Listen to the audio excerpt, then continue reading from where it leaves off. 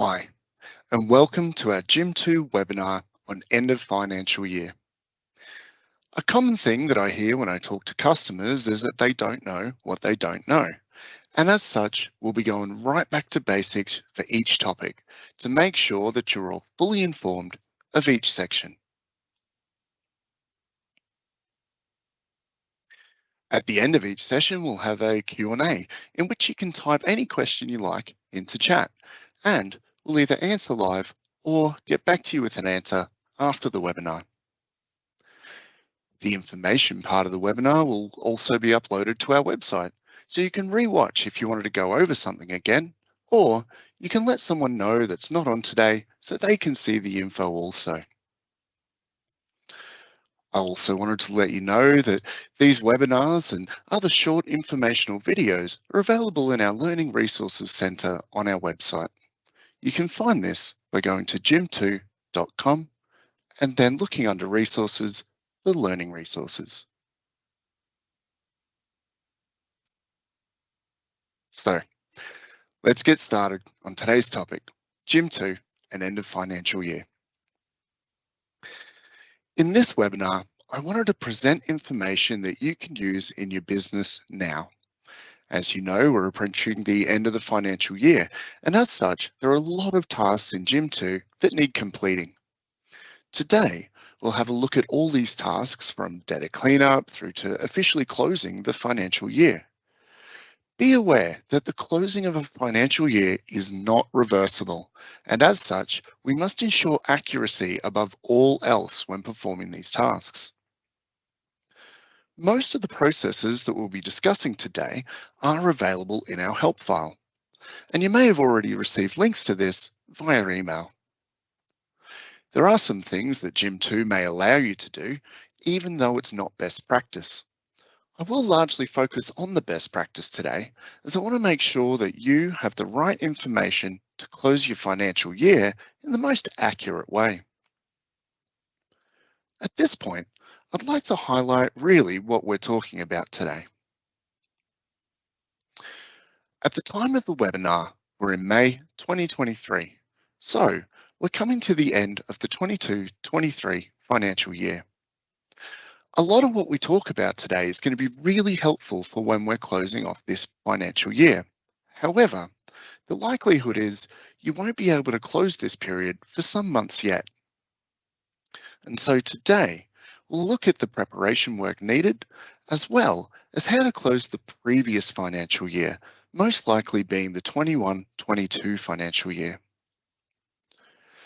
As you're only able to have 2 financial years open in Jim2, this will allow you to have the 23-24 financial year open for any work you need to record after June 30th, as well as having the 22-23 financial year open for any changes or amendments that need to occur in the coming months.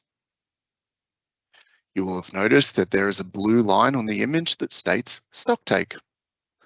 Just so you're aware, it is not mandatory to do a stocktake before you close your year. Some of you may be performing rolling stock takes over the year, and that is perfect. You can keep that up without issue. Technically, you don't need to do a full stock take before you close the year, but it is a very good idea as it can help you know your stock valuation, as well as helping you know what you can supply to customers.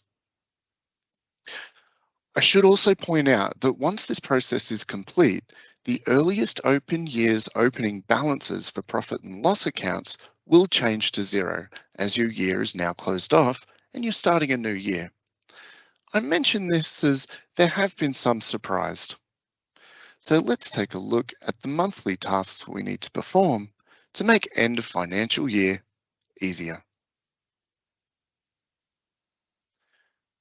I'd like to start by going over a few of the tasks that need to be performed each month. Taking these steps each month will make closing a financial year a lot easier, as you'll have a fresher memory on any of the issues that may be found. The following should be performed every month to ensure that your business has a good level of control and knowledge of your financial position. You'll need to review open jobs, cancel or reject expired quotes, chase outstanding debts, write off old debts or adjust minor debts, apply all unallocated prepayments and credits, perform a creditor cleanup, and reconcile your petty cash as well as other banking tasks. Let's start nice and simple and build a list to see how many open jobs we have. We'll make sure we're on the Jobs tab and click Create Jobs List. All we want to do for this list is to untick Finish and Ready and ensure Invoiced is unticked. And then we can click Run. So we can see now all of our open jobs. Let's order this to see when jobs started and when they were last changed in some way. I know that there's a column I'd like to see. It's called Date In. Unfortunately, this column is a bit to the right, so we'll need to slide the columns over. Once we find it, however, I've got an easy trick for you. If you'd like it towards the start of the columns, we could drag it all the way across the other columns, or we could temporarily add it to the group by section. Actually, I'm going to add the date out as well, and then we can slide the columns over and then pull these fields back where we want to see them. This can be a really helpful thing to speed up rearranging columns. So now we can easily see when a job was created. The reason I grabbed the date out field also is that the date out field acts as a kind of date modified until the job is invoiced. Each time you click Edit and then click Save, this date will update. By putting it next to the Date In field, we can easily see when a job was created and when it was last updated. This could be a good indicator to let you know if something might be hanging around a little bit too long. Next, let's check our quotes. So we create a quote list and we want to see any that have been hanging around for a while or may have reached past the validation period.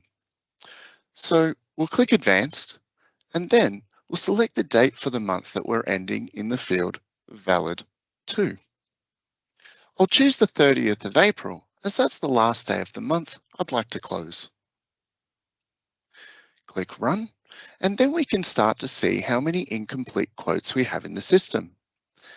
Looking at it from a best practice point of view, if these quotes are no longer valid, then they can be cancelled.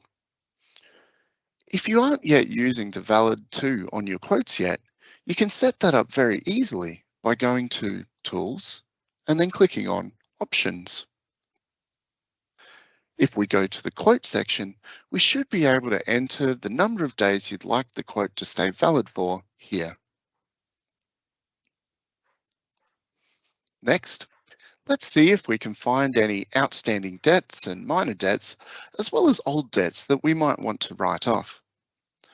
We first go to Accounts and then Debtors. Ensure that your filters are set to show balances greater than or less than 0. We'll set the As Of date to the last day of the month that we're closing and then click Run. By using this list, you can get a clear picture of what money is yet to reach you for you to then follow up with your customers. If you see a negative amount in this list, your business may have been overpaid. They may have added a prepayment, or they may have had a return which credit has not yet been used. Negative amounts can be legitimate as long as you know why they're there. To find any prepayments and credits that are currently unallocated, in the same screen, we can drop the balance greater than or less than 0 to unallocated. Then click Run. Any entry in the total column that is green will indicate that it is an unallocated credit. This list can be a great and easy way to check if there's any unallocated credits the business has not yet allocated to invoices.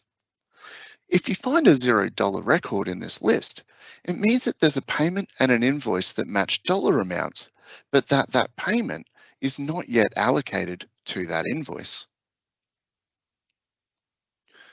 To perform a creditor cleanup, we can actually use the same steps, except instead of the debtor list, we can click creditors.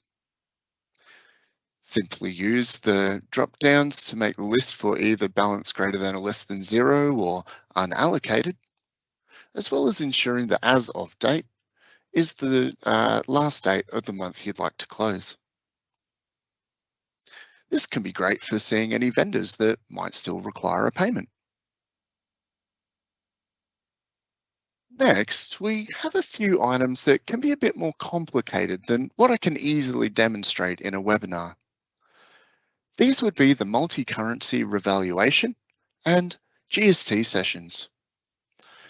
These items are quite important to get right every month. So if you're unsure of how to perform them, please do get in touch with our support team. Those items again are multi-currency revaluation and GST sessions. We do not yet have a video on multi-currency, but there is a great video on GST sessions found in our learning resources area on our website. As part of our normal end of month procedures, you should be reconciling your bank accounts. These will need to be completed for each month in the financial year you're closing to complete the process. To access this information, we go to Accounts, Bank Rec, select the account that we'd like to reconcile, and then click Run. If there's a bank account that you've stopped using partway through the year, that's okay. It'll still need to be reconciled up until it was last used. If it has been used until June 30, then reconcile to June 30.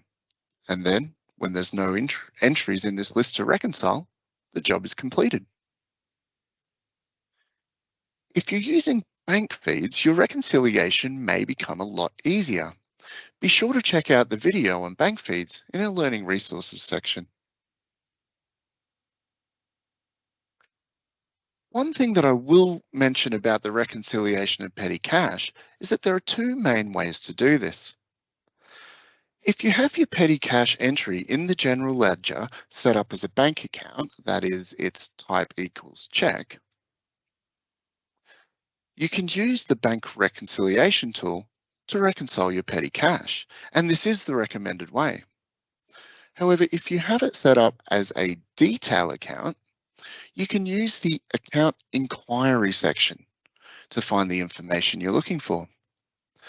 If you do have it set up as a detail account, you can use the account, oh, my apologies. If you do have it set up as a detail account rather than a check account and would like it set up in the recommended way, please get in touch with our support staff for assistance.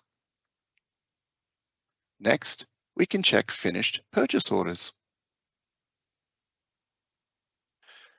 Purchase orders that were received in the closing month or year must be set to the finish status to close that month or year. You can find any POs that are still open by running the following list. We'll create our purchase order list, click Advanced, and set the invoice date range to reflect the month that we're closing, and then hit Run. You can order this list by status and safely ignore any POs set to finish or cancelled. Any others should be set to finish or cancelled as needed. If you're unable to set any orders from the closing period to cancel or finish, you'll need to leave them on received until you have the appropriate information. For example, the tax invoice from the vendor. We must ensure that stock is backfilled. That is, if the stock was sold in advance, it must be supplied before closing the year. To find any stock that has not yet been backfilled, you can go to Management, Reports, Stock Reports, and then Stock in Advance Liability. To be clear about this process, it's not the inventory that's an issue, or at least as much of an issue. What you're actually doing when backfilling stock is applying the cost of that stock to the job to better give your business the knowledge it needs on its margins. Selling in advance means that there's no entry to your cost of goods sold, so the P&L is overstating the income and understating the COGS. As a quick example, if you have a sale in your system that was sold for $100, but the stock has not yet been backfilled, the program will think you've made $100 profit on that job. By backfilling the stock against the job, you're actually applying the cost of that stock to the job. So if the stock costs around $60, the program would then calculate you've made $40 profit. So with this in mind, you'll need to look into each line and determine whether and why stock was not provided to your customer. There can be legitimate reasons for this. However, you cannot close the financial year without backfilling all stock involved in those transactions.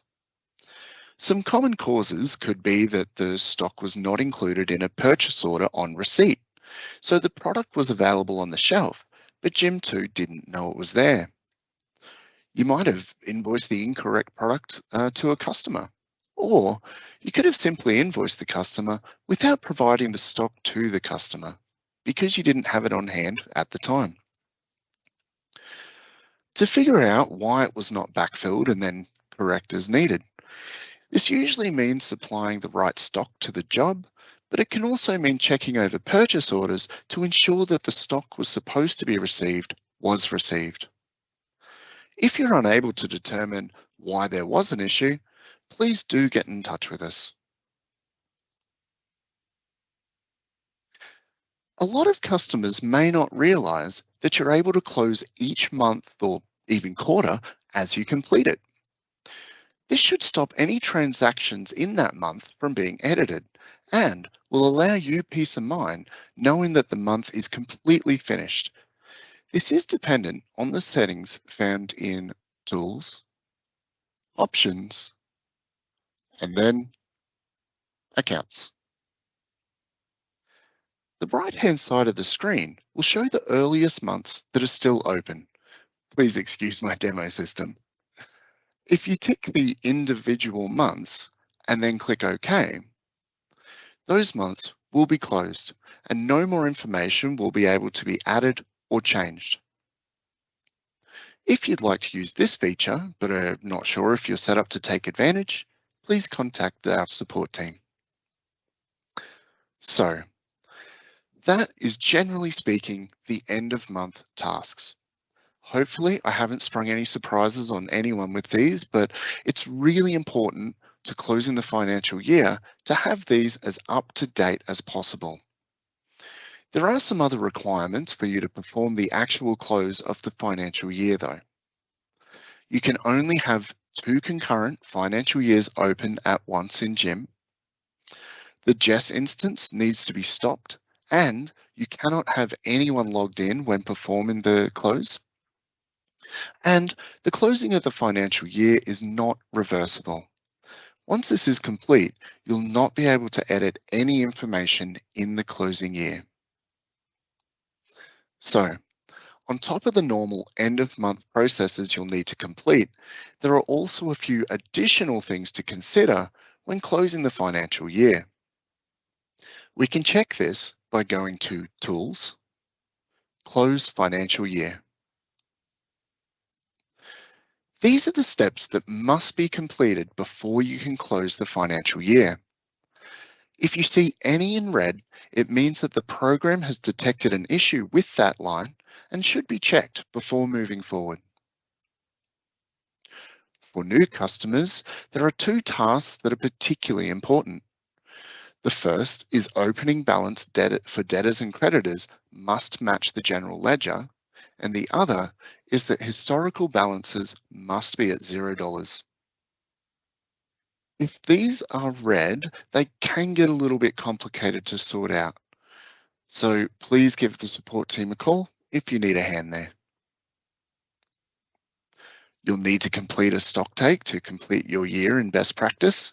There is a video available on stock take in our learning resources section. Make sure you get in touch with your accountant before you close the year, as they may have some things to adjust or otherwise do. Again, the process is not reversible, so if there are any other adjustments or your accountant or finance team need to make, you must do this before you complete the financial year. And perform a backup. Because it is not a reversible process, a backup should be taken. This will allow you to go back in time if you need to.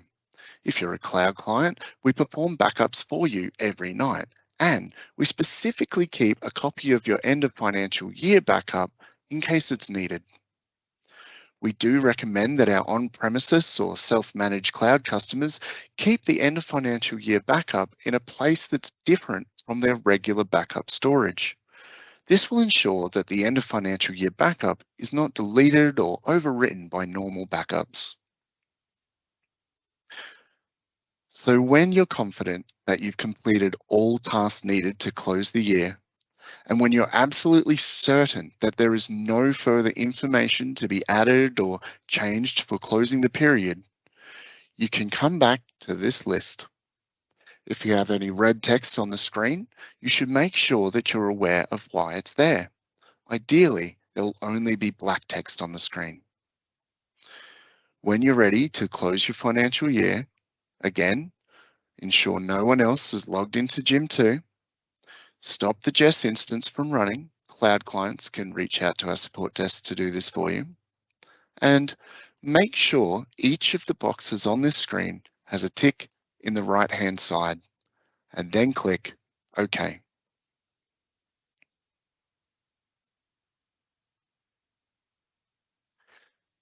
I will again warn that this process is not reversible. So if you keep your backup, but find out that you'll need to enter something a week after closing the financial year, you'll need to decide if you want to do one of three things. Number one, reload the backup and then re-enter a week's worth of data, as well as the adjustments, and then close the financial year again. Number two, pay to have our developers undo the closing or add the missing information into the database. Or option three, choose not to enter data into the closed financial year. I really can't warn enough that these are the only options if you close your financial year and then find out you need to adjust data in it. Well, luckily the end of financial year only comes once a year. Today we covered what you should cover in your end of month processes, how to close a financial year, and a lot of great tips that can help you along your way. I would think that you should be familiar with a lot of these processes. However, we did cover a lot, so there may be some things that you hadn't heard of before. This webinar will be uploaded as a video soon, so that you can reference it if you need to in the future. And of course, our support team are available if you need help with anything. Finally, I'd like to thank you all for attending today. I'll leave some information on the screen about how you can get in touch with us. And now I'll hand over to Rose and Roz, who can answer any questions you might have about end of financial year. Thank you. Okay, Roz, and Katie, actually, my apologies. Roz, are you able to talk? I certainly am, yes. Fantastic. Thanks everyone for attending, and just let us know if you've got any questions. Had any come through as we, has any questions come through as we were chatting?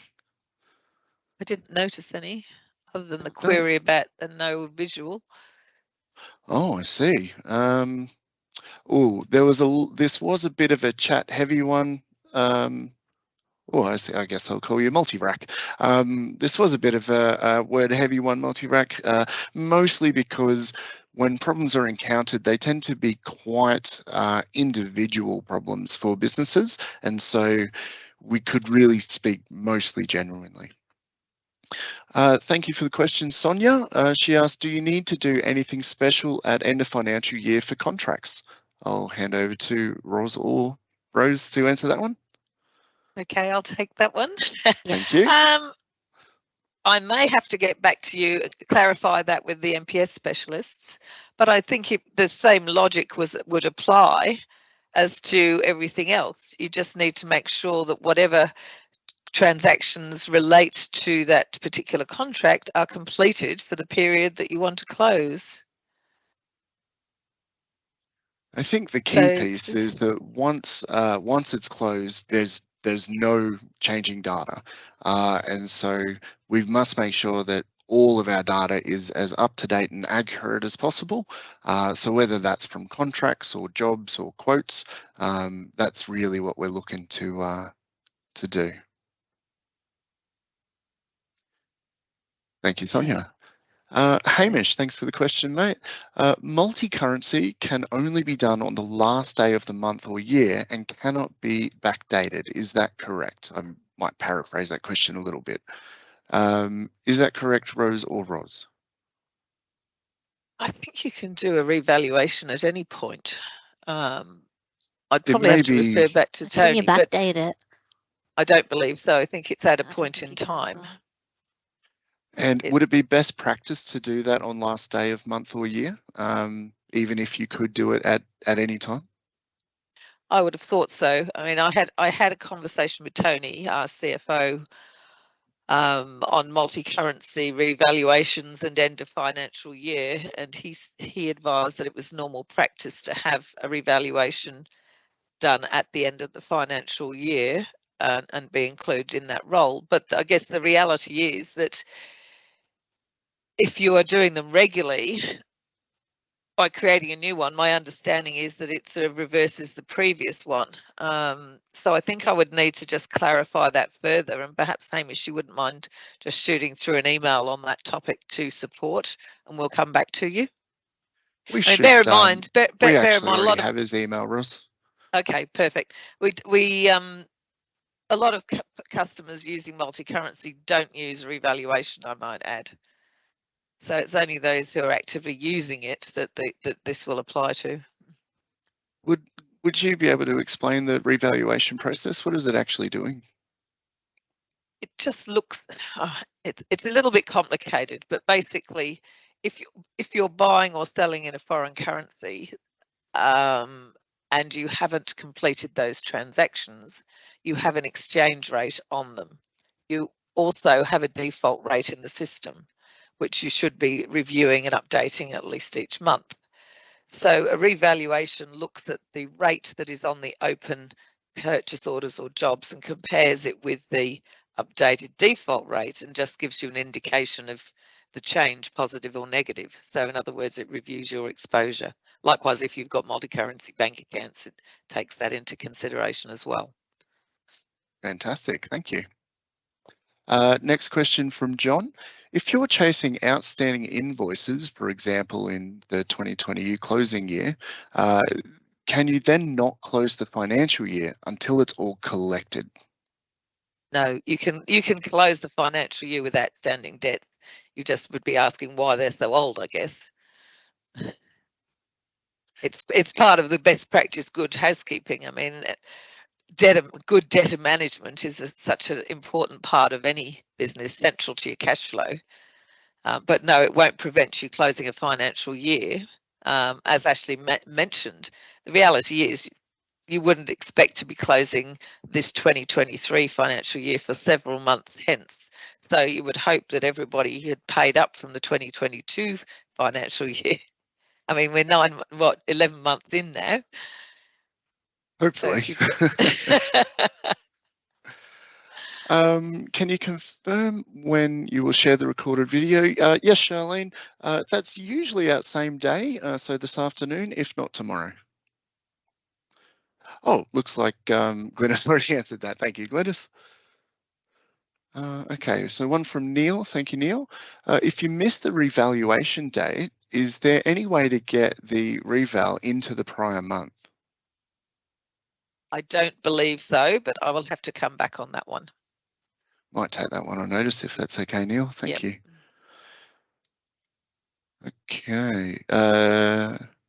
Fantastic. We're only talking about closing the 21-22 financial year. Yes, that is correct. Well, what we'll find, as Ros was just saying, is that we probably won't get to close the 23 financial year for some time. There will be adjustments and things that need to be made within that data, and so once that's complete, then we can actually close it off. I would have, however, follow upon what Ash's advice about closing months, locking months, that once your June 2023 transactions are, to all intents and purposes, that you lock off June to prevent any further backdated transactions unintentionally flowing through. I think that's it's actually a great feature that not a lot of our clients may know about or use, is that ability to lock off the months. So if anyone's concerned about if it's locked off, then how are you going to get something into it? You can simply just go back into it and untick the month again, and you can also set up your security so that that's at a level that you'd only want particular people to have access to that. But it really can bring some peace of mind, particularly for end of year. No more questions in the list as yet. Was there anything else that people had a burning desire to know?